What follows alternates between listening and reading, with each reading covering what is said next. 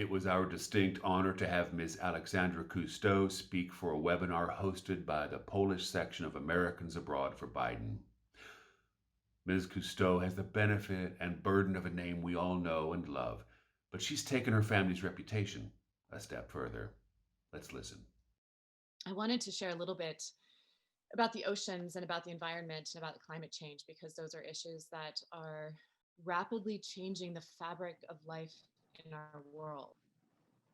You know, when my grandparents in the 1950s and 60s, they were largely still abundant and full of life and productive. And yet, over the course of my lifetime, the past 44 years, they've declined by 50%. So that means that 50% of the whales and fish that swam the ocean 70 years ago are gone. So the oceans lose right now, with business as usual, about 1% of the life and diversity that live there every year, which means that in a decade, we will have lost 60% of the ocean, at which point we'll start reaching tipping points from which scientists tell us it will be hard to reduce. The good news is that science shows us that we can rebuild our oceans and restore abundance by 2050 if we can change and mitigate the impacts of climate change in the next decade. If we fail to tackle climate change with science and determination, we will in all likelihood lose our oceans by 2050, or they will become something that is unrecognizable to what they are now. And frankly, on land, we face the same tipping points with biodiversity.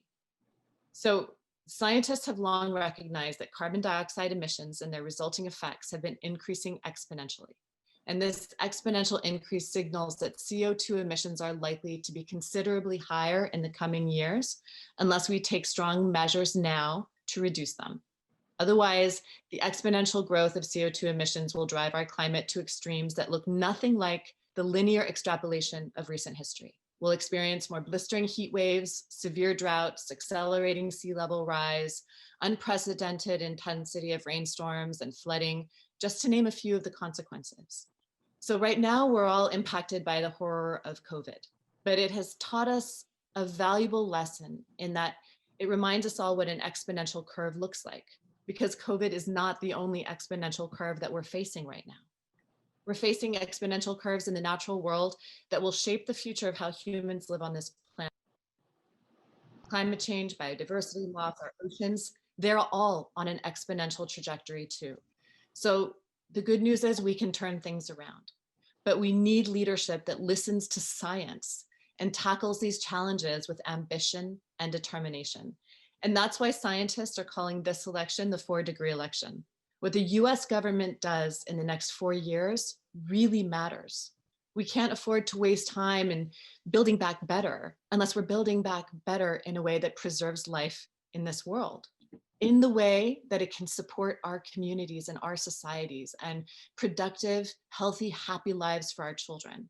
And a huge part of that is reducing CO2 emissions and stopping further exponential havoc that climate change will wreak on our oceans, our land, our society, and our kids.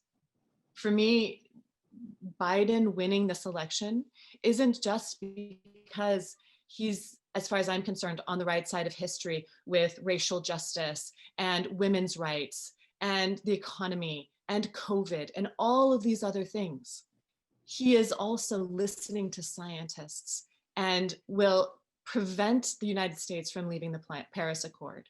He will follow the advice that can take us back to policies that can protect the natural world and prevent the worst of climate change. And we desperately need that, because if we lose on climate change and we lose on biodiversity and we lose the opportunity that we have now to keep this fabric of our life, of our natural world together, then that will make all of the other issues we face exponentially more difficult to solve.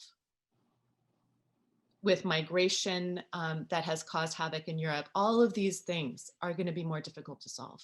So for me, Biden is the unequivocal choice for all of the issues that I care about as a woman and as a citizen and as a progressive and all of those other things.